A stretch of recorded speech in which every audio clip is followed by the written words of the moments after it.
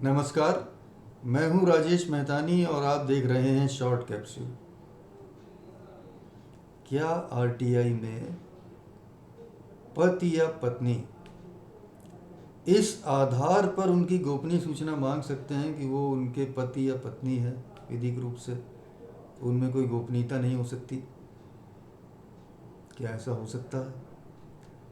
आइए आज इसी विषय पर चर्चा करते हैं। भारतीय साक्ष्य अधिनियम के तहत पति या पत्नी एक दूसरे के सक्षम साक्षी तो हो सकते हैं, लेकिन सूचना का अधिकार अधिनियम के तहत पति और पत्नी वैसे ही अलग नागरिक हैं जैसे कोई दूसरा नागरिक है, और न ही एक दूसरे के प्रतिनिधि के रूप में वो सूचना मांग सकते हैं कि मैं अपनी पत्नी का प्रतिनिधि हूँ, या इसका उल्टा भी हो सकता है। नहीं, ऐसा नहीं। और न ही वो अपील या शिकायत भी प्रतिनिधि के रूप में दायर कर सकते हैं आयोग में। तो जिन सूचनाओं के दिए जाने पर प्रतिबंध है उसमें पति और पत्नी अलग अलग नागरिक माने जाएंगे। पति अलग नागरिक, पत्नी अलग नागरिक। मान लीजिए कोई पत्नी अपने पति के आयकर के रिटर्न की प्रति मांगती है, या कोई पति अपनी पत्नी के आयकर के रिटर्न की कॉपी मांगता है, तो उसे केवल इसलिए कि वो व्यक्ति की पत्नी है या पति है सूचना नहीं दी जाएगी। इस मामले में जन सूचना अधिकारी को ये देखना चाहिए कि पति की या पत्नी की व्यक्तिगत सूचना पाने के लिए पत्नी ने किसी अन्य आवेदक की तरह जो व्यापक जनहित दिखाया है या नहीं दिखाया। अगर मैं सीधे शब्दों में कहूँ तो स्थिति यह है कि अधिनियम के तहत पति पत्नी होने से कोई अंतर नहीं माना जाएगा।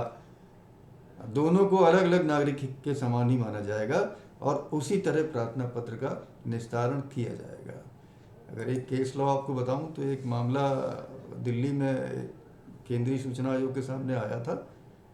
तो एक साहब ने अपनी पत्नी की सूचना इनकम टैक्स डिपार्टमेंट से मांगी, और रोचक तथ्य ये है कि उन्होंने पत्नी का पैन नंबर, पत्नी का आधार नंबर और ये सब बताया, और ये कहा कि ये मेरी लीगली वेडेड वाइफ हैं, इसलिए मुझे इनकी ये सूचनाएं, इनके आयकर के रिटर्न्स, इनके बैंक अकाउंट के नंबर्स, बैंक अकाउंट जो उन्होंने विवरण दिया था, उन्होंने कई वित्तीय वर्ष लिख दिए, इन वित्तीय वर्षों का ये सब मुझे बताया जाए, कौन कौन सी इन्होंने सूचनाएं बताई थी बैंकों के, कौन से खाते इन्होंने बंद किए थे, ऐसी तमाम चीज़ें उन्होंने मांगी।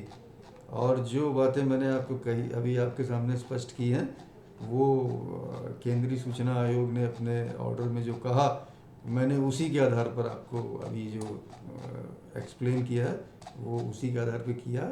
और ये ऑर्डर है 5 जनवरी 2021 का, और ये ऑर्डर किया वहाँ के honourable information commissioner Shri Neeraj Kumar Gupta साहब ने।